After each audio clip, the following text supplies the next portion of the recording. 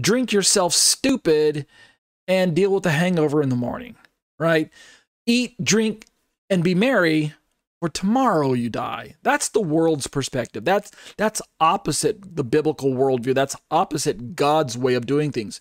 In God's way, you work first, which includes suffering, and then glorification follows that, right? The reward comes later. God rewards the hard work that you did in this life with things that are worth rewarding, right? That's if you've built up things that are worth rewarding. Go back and read earlier in Romans chapter, say, end of chapter 1 and into chapter 2 and those parts of Romans.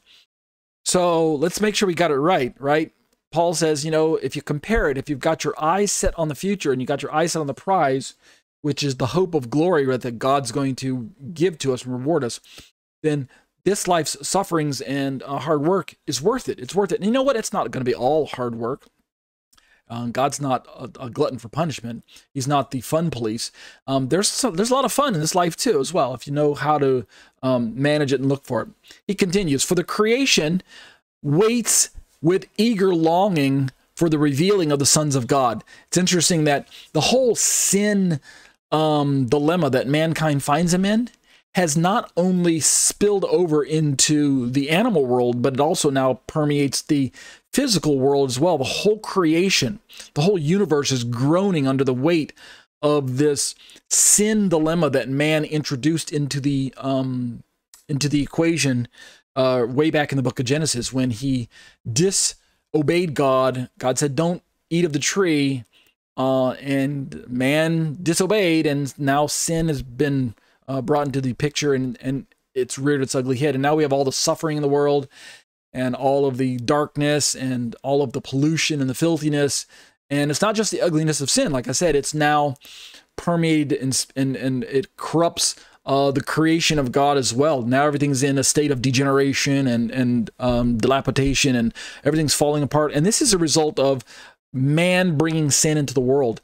One day, Paul's going to explain here, all of this is going to be reversed. It's going to be brought to an end. It's already been taken care of legally by Yeshua, by his death on the cross, but God's timetable hasn't allowed us to see the full effects of that yet. But one day it will happen. Creation itself he's personifying it as if creation had a voice here and a thought.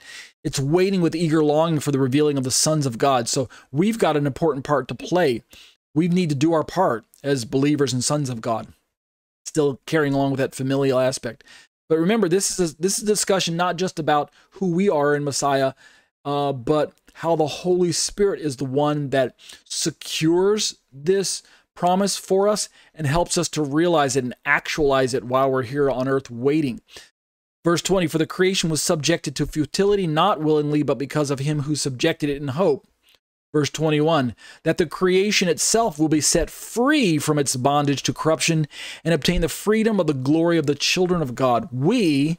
Once we, as children of God, finally become who we actually already are, right, in promise form, in earnest form, if you want to call it that way. Down payment has already been given by the Holy Spirit. But once we actually walk into that, then the whole creation itself is going to be liberated from this corruption, right? Which law? I can't remember the laws of thermodynamics that Newton described, where there's, entropy and everything is in a state of going from greater to lesser and being broken down to its most common denominator and things like that.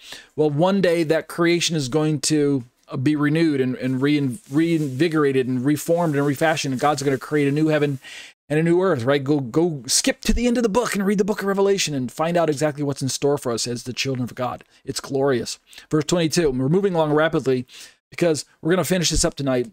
I don't want to take another bite out of that other commentary, but I don't want to just gloss over all of this without giving it a little bit of a thought.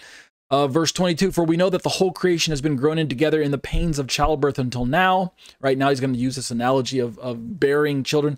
Those of you listening to my podcast and watching this YouTube video who are females and have had the blessing of being able to give birth to children, you know the analogy well. The pain comes first, the reward comes second, right?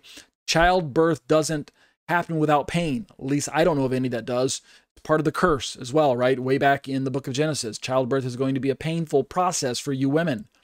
And yet, what woman isn't really willing to go through that in order to bring a child into the world? We're not going to have a discussion over abortion and things like that. I know that's a whole separate discussion, and that'll derail my teaching at the moment. Just follow along with me.